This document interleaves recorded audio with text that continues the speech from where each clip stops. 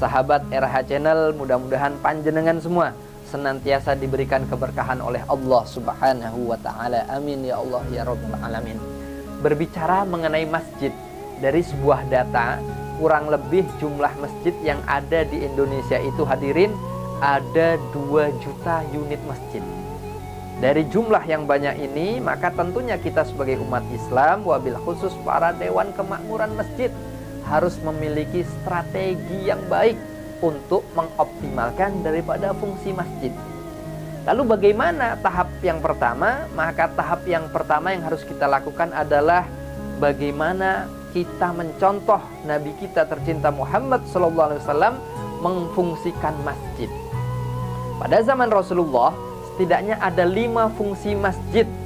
Ya, yang pertama masjid sebagai tempat ibadah, yang kedua masjid sebagai tempat tarbiyah, yang ketiga masjid sebagai tempat bermusyawarah, yang keempat masjid sebagai asrama, dan yang kelima masjid sebagai tempat berobat. Ya, kita bahas yang pertama, ya masjid sebagai tempat ibadah. Maksudnya bagaimana? Maksudnya di setiap sholat 5 waktu maka kita harus mensyiarkan masjid-masjid kita dengan mengadakan sholat 5 waktu. Maka tahap yang pertama yang harus diperhatikan adalah bagaimana para DKM memilih imam yang baik.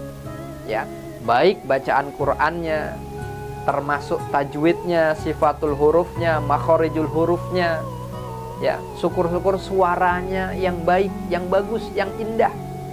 Ya, agar apa? Agar jamaah yang sholat itu lebih khusyuk.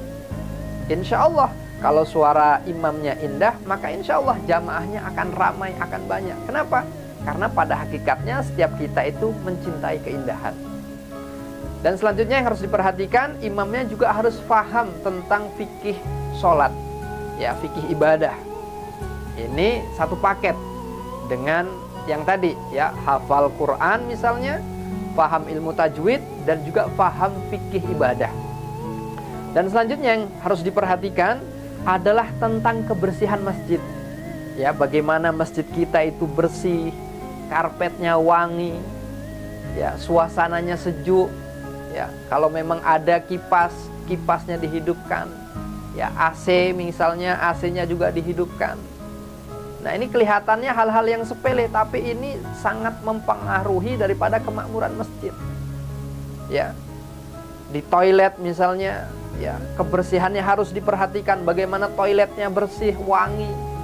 Jangan sampai masjid-masjid kita toiletnya kotor, bau, sehingga begitu orang datang, ya, sekali dia sudah kapok, tidak mau datang lagi ke masjid tersebut. Kenapa? Ini karena kesalahan manajemen, ya, karena ketidakbaikan manajemen yang diterapkan. Nah, ini yang pertama, masjid sebagai tempat ibadah. Dan yang selanjutnya masjid sebagai tempat tarbiyah.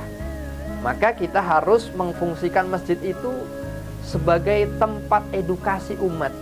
Ya, kita adakan kajian Al-Quran, misalnya tahsinul Quran, ya, tafsir Al-Quran, kajian fikih ibadah, sirah nabawiyah, kajian hadis-hadis Nabi setiap ba'da sholat 5 waktu, ba'da maghrib, ba'da isya atau ba'da subuh.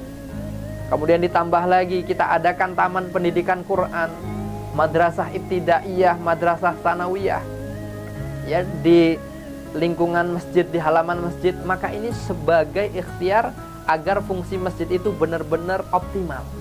Dan yang ketiga, fungsi masjid sebagai tempat bermusyawarah. Jadi kalau ada persoalan umat, persoalan masyarakat yang berkaitan tentang ekonomi, kesehatan, ya, gotong royong, maka sudah sepantasnya diadakan di dalam masjid. Agar apa?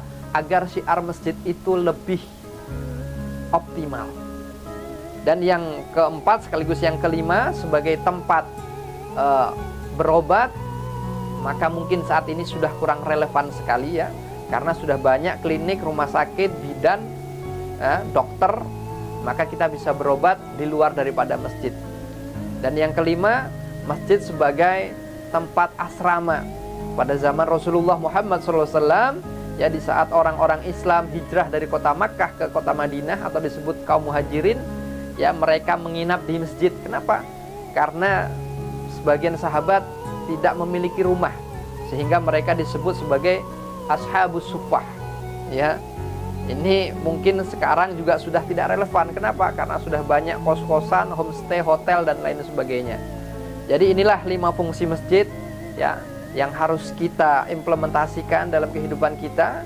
Mudah-mudahan kita semua digolongkan ya oleh Allah Subhanahu wa taala sebagai orang-orang yang beriman, yang memakmurkan masjid, yang melaksanakan sholat, menunaikan zakat, dan tidak takut kecuali hanya kepada Allah Subhanahu wa taala. Dan mudah-mudahan kita semua menjadi orang-orang yang selalu mendapatkan hidayah petunjuk dari Allah Subhanahu wa taala. Al-Fakir Rahmat Handa kondur diri. Wallahul muwaffiq ila aqwamit thoriq. Wassalamualaikum warahmatullahi wabarakatuh.